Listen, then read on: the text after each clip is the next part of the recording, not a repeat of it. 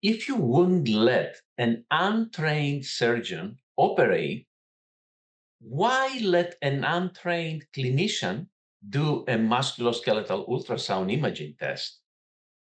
Are you investing in ultrasound or gambling with it?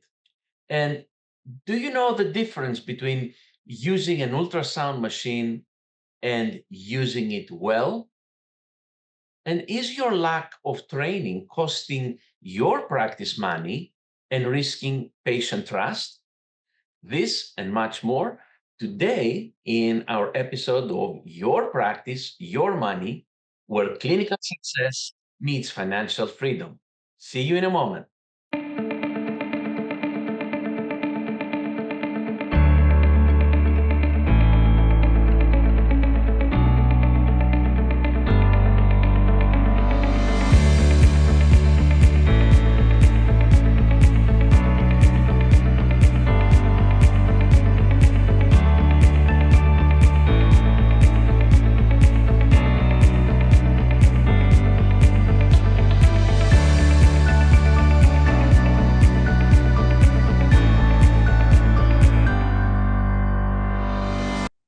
Hello, everyone. I'm your host, Dr. Dimitrios Kostopoulos, and this is Transforming Physical Therapy with Diagnostics, a 13-week program that aims to elevate patient outcomes, help you expand your services, and thrive in a changing physical therapy landscape.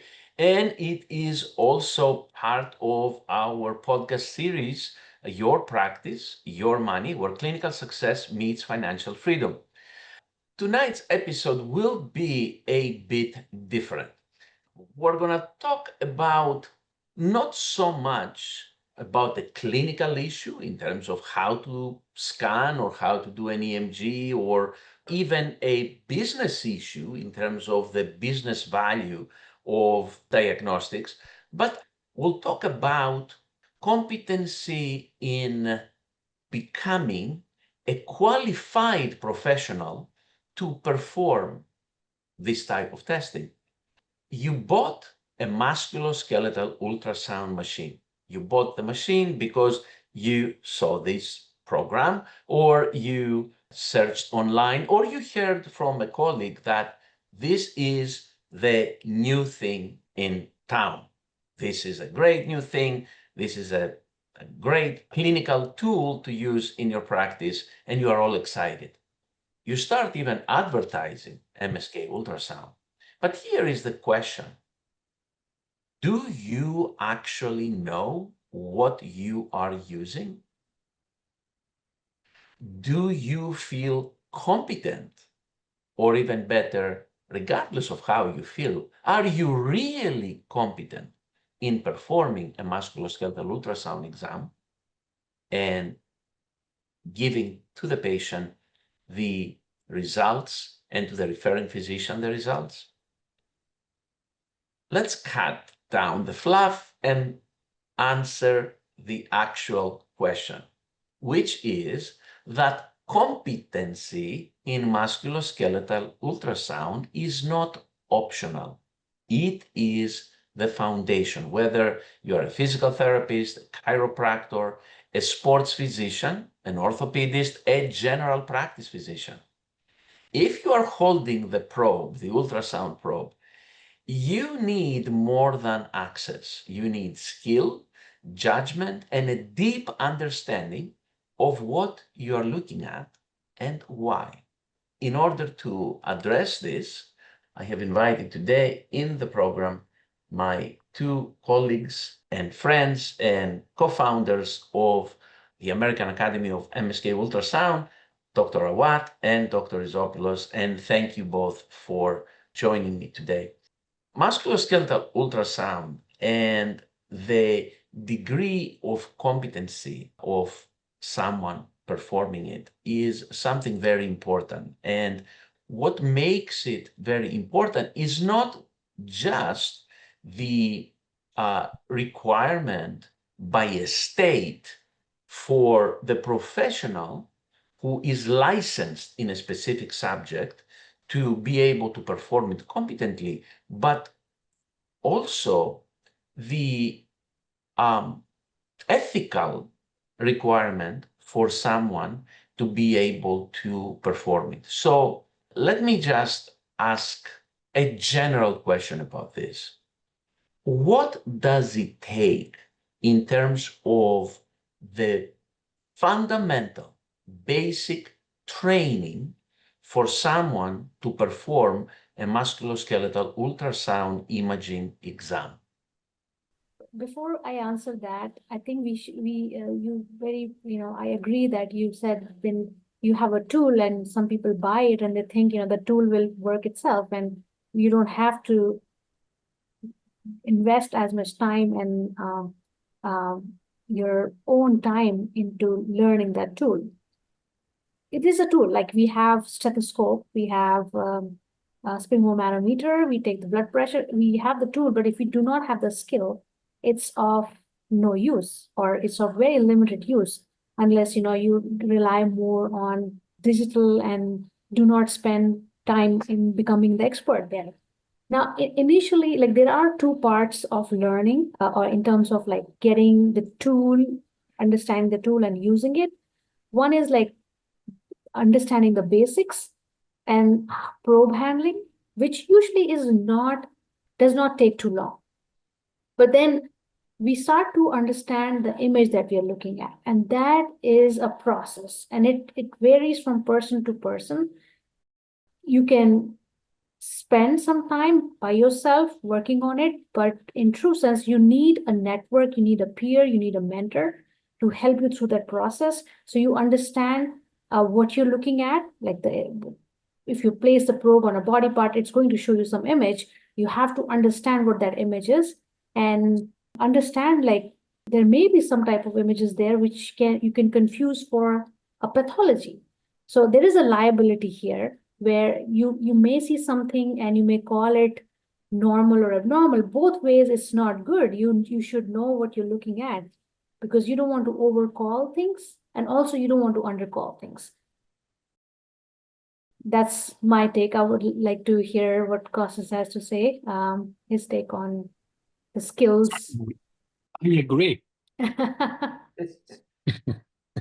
So it's so interesting, and just add to what you're saying there that musculoskeletal ultrasound has really changed the way we approach diagnosis, not only in physical therapy, but it's been a revolution in a way in the medical community of the orthopedic surgeon or any field that deals with the musculoskeletal system. So this is fairly new, not only to PT, but to everybody else, right? So this is really a new thing.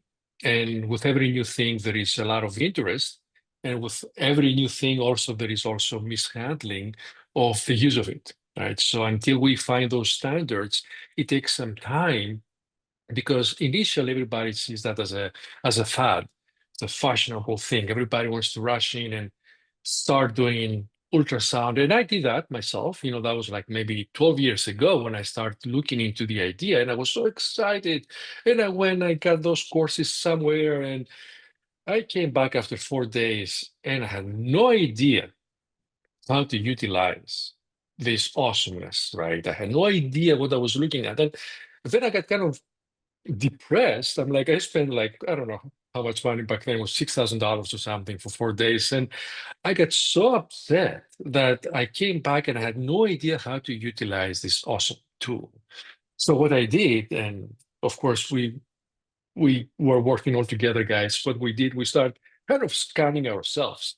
I would have I would spend hours, endless hours of looking at my knee joint, my ankle joint, my shoulder to a degree that I would have like a low back pain after a while from leaning towards a specific joint. So, and that gave us the ideas as going forward to make sure that we put together something that whoever gets into the learning experience, they will stick with it.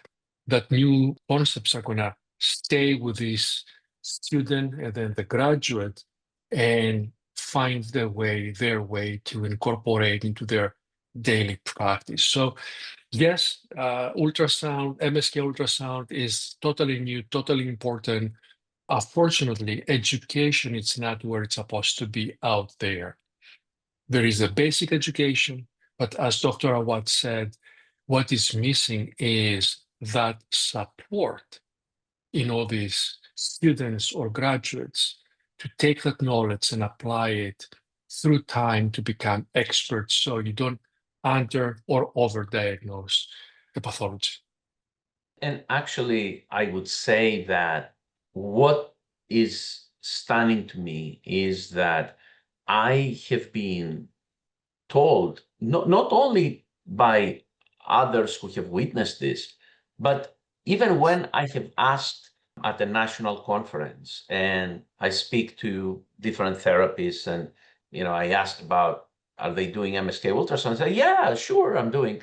And then I ask, oh, great. How did you learn it? And the answer was, oh, I watched some YouTube videos. Really? And you are doing MSK ultrasound. So we have to separate a competent musculoskeletal ultrasound expert, a professional, from someone who's just using a machine, holding a probe, and thinking that they have a quality product. And something interesting is because there is so much uncertainty of those professionals in terms of the quality they are producing. You know what they don't do? They don't do a report and they don't bill for their scans. So they just do a scan because they watched the video or they went to a weekend course and nothing more than that. And because they have uncertainty about the result of their testing, they don't actually write a report of their findings that they can reliably and appropriately and with pride share it with the referring physician or other healthcare professionals, and they don't even bill for it, simply because of the lack of certainty that they have a quality product. I bought a Clarius January of 21, no idea how to use it. So I went to YouTube and then I went to a small course. I bought as many ultrasound books as I could buy. And I would look on myself to make sure the picture on me looked like the picture in the book.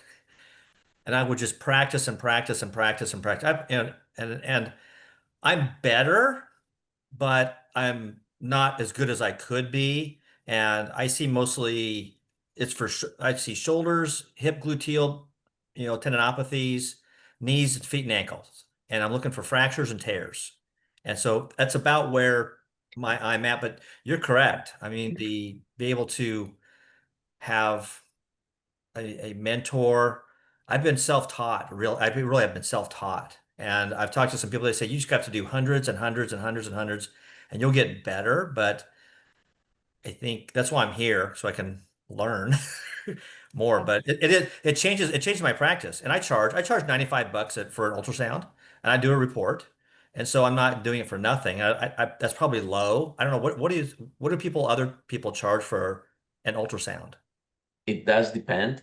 First of all, many insurances will pay for it. People who charge cash, they can charge anywhere between $100, $150, $200 in some cases, depending on the extensiveness of what you're going to charge. Absolutely.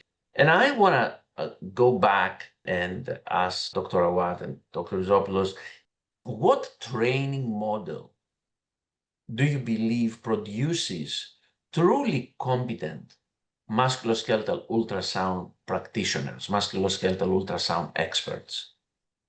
I think it's the program where there is mentorship built into that, because you need mentorship. You also need a network of peers where you have the support, and it's not like you come for this module and then you go back and you're on your own. This is where somebody helps you first establish the normal sonoanatomy. So one of the most important surprise, or something that almost everyone who undergoes training of ultrasound, you realize how much of variation of normal anatomy there is, but that we don't care about or we don't realize.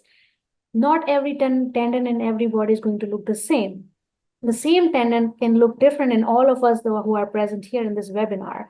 So knowing normal very well is the foundation, and that only comes with like some mentorships of practice. So when we review reports from our students, when they go back and then we ask them to send us normals, they are surprised how much of variation they see. Sometimes you find a sesamoid bone, sometimes you find extra muscle, which can very well be confused with something abnormal, like a soft tissue mass. So I would say like the program where you have the support system. So in simple words, that's a mentorship.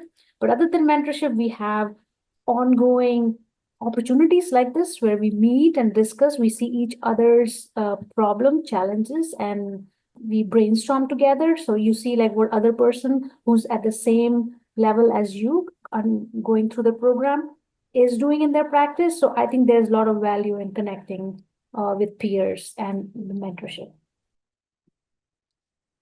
I would agree on that. And actually, the American Academy of Musculoskeletal Ultrasound, among the other programs, like the diplomate program, it has actually a fellowship program, right?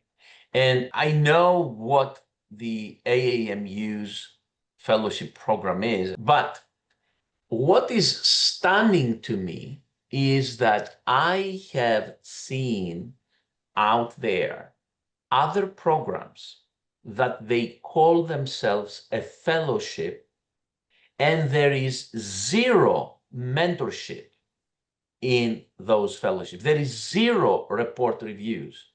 That I've seen programs that they are called as fellowships in MSK Ultrasound, and students simply go to a few classes. They go to 4, 5, 6 classes, weekend courses, and they call that a fellowship. And this is absolutely not a fellowship. So can you just explain to us a little bit about the structure of the AAMU program and how does that compare to other so-called but not really fellowships? So AAMU Fellowship is in true sense what the industry standard is. I would say even more than the industry standard of a fellowship. Fellowship is an advanced training where you specialize in an area which is more than the foundational skills. So although we do start at foundational skills, we do spend some time. We think foundation is very important. We build on that.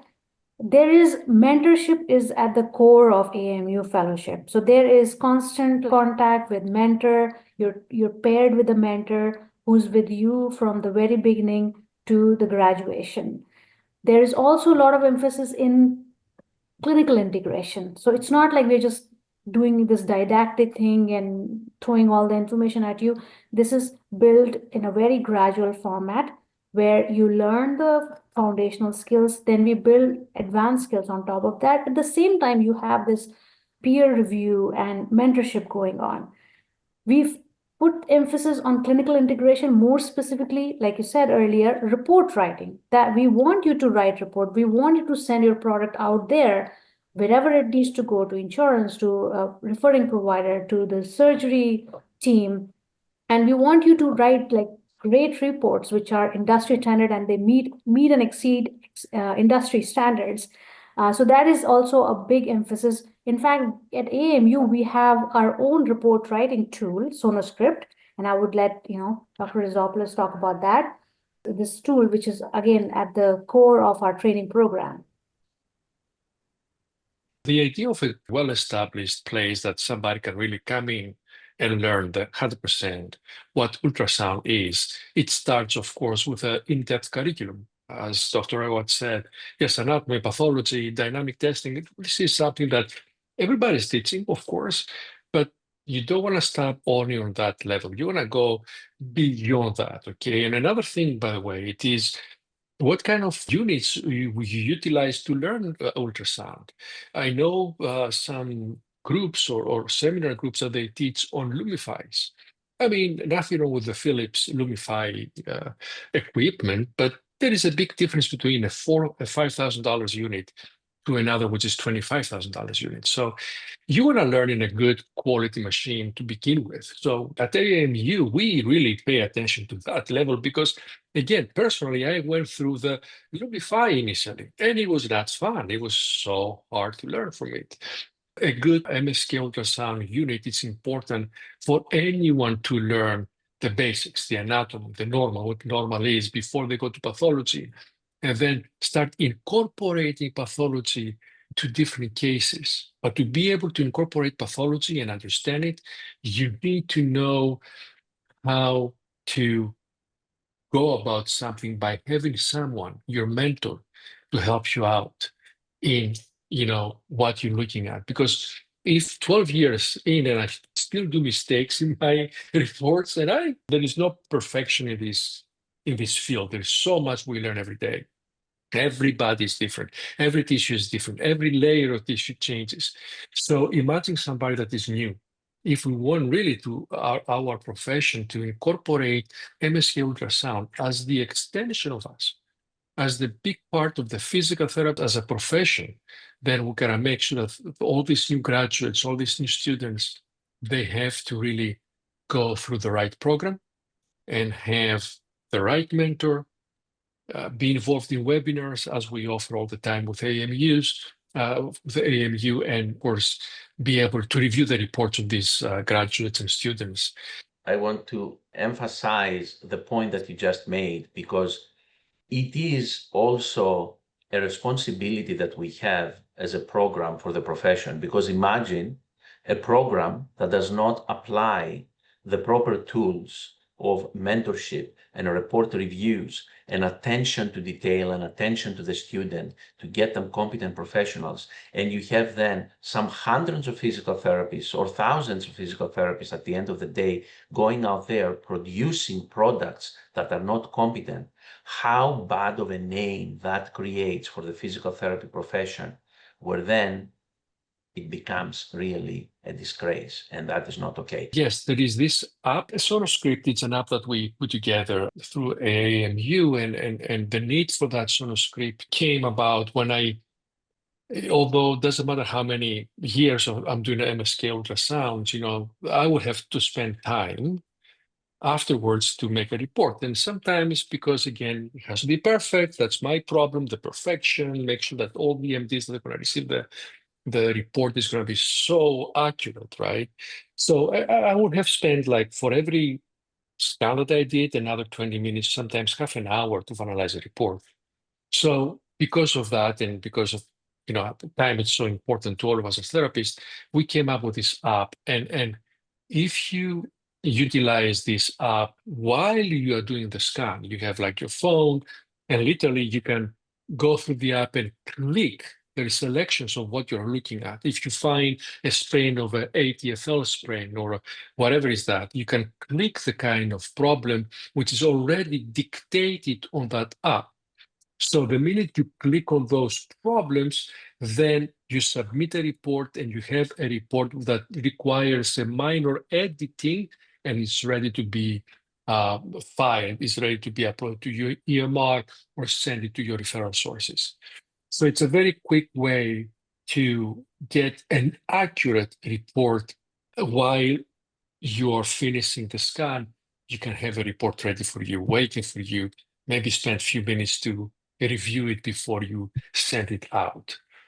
Is this program only available to the AAMU students, or anybody can use it? Of course, everybody can use it, but we feel very proud that our students can start learning. Of course, there is a specific course that Dr. Rawat is teaching of how to write a report on your own. It's very important to understand how to write pathology, right? And that program that Dr. Rawat is teaching, the report writing, it really gives you an understanding of what it's supposed to be on a report. You have that knowledge, and now you have also a tool to make it so much faster. So yes, it is available for everyone, not only for AAMU students and graduates. So anyone that is interested can go to our American Academy of Musculoskeletal Ultrasound website and register for that. We have multiple professions that attend our courses. So we have orthopedic surgeons, we have physicians, rheumatologists, neurologists, physical therapists, of course.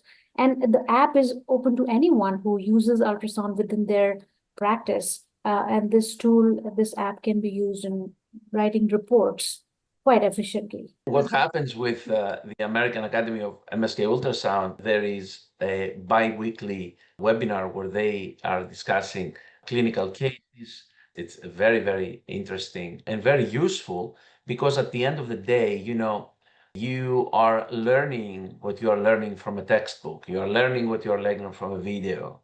But it is those case studies, those case reports that at the end of the day make a big difference in terms of your competency on becoming an expert in the subject. Kostat, can you give us an idea in terms of, is there a significance to the fact that we have as a fellowship requirement the completion of 150, specifically 150 mentored reports? Interesting enough, when we started teaching that program, meaning not as AAMU, as another company, we were teaching those basic 4 days of ultrasound, 2 days upper extremity and another 2 days lower extremity, what you get out there. So people will come in, learn mostly normals, and then they will go home, right? So what happened, we did a survey after a few years over all these graduates over the utilization of MSK ultrasound. And we became like really unhappy with the fact that majority of them did not perform any MSK ultrasound. They were very happy with the education.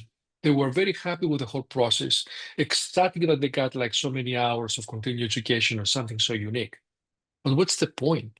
We lost the game as providers of a specific course because those students, they were never able to continue performing this tool in their everyday practice. So that's why we came back and we changed the whole curriculum and we've created the AAMU. And part of the fellowship is for us, for a mentor, to review 150 studies of all of our students.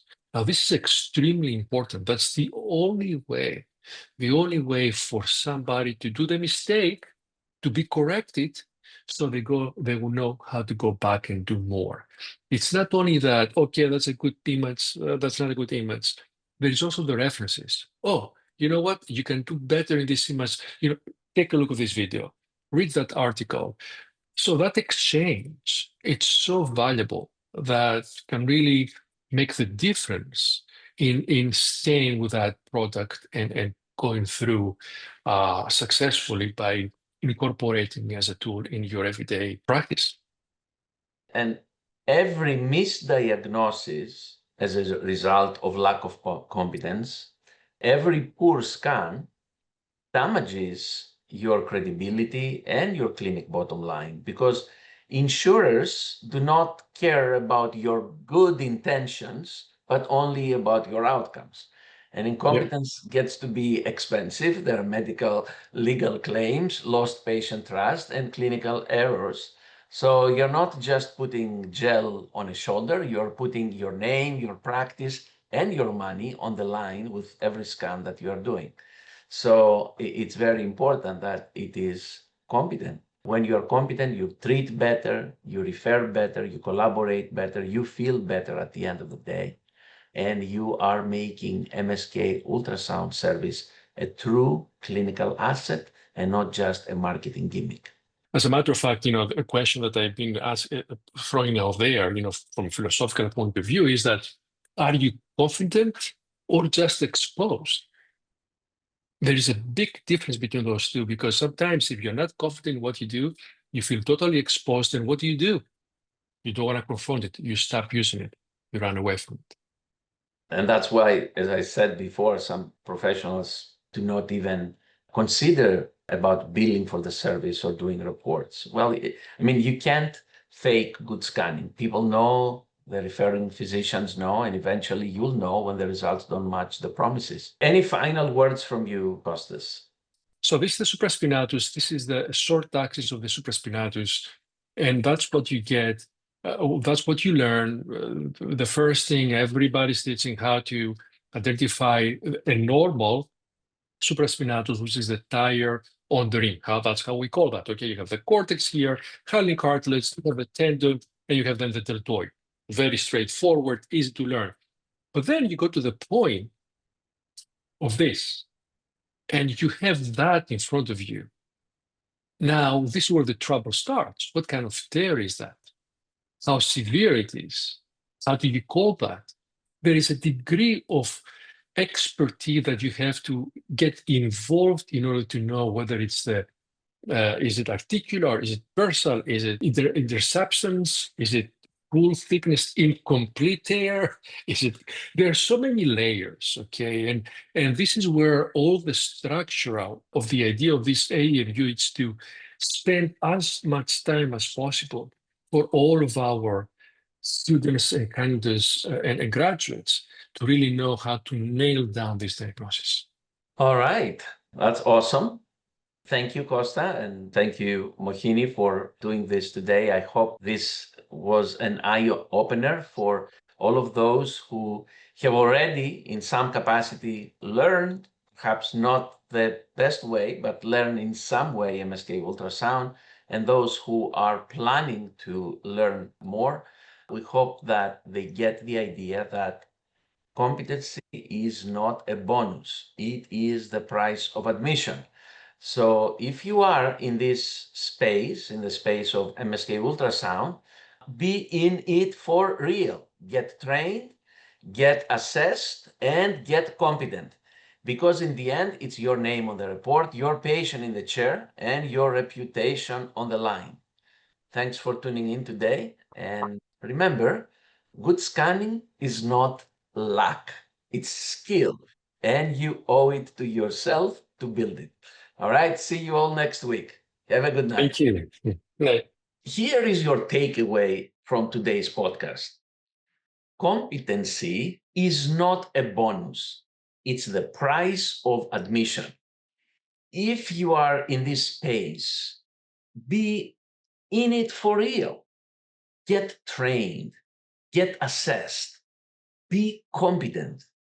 Because in the end, it's your name on the report, your patient in the chair, your reputation on the line. This is your practice, your money, where clinical success meets financial freedom. And this is your responsibility. Thanks for tuning in. Be sure to subscribe, leave a review, and remember, good scanning isn't luck. It's skill, and you owe it to yourself to build it. See you next week.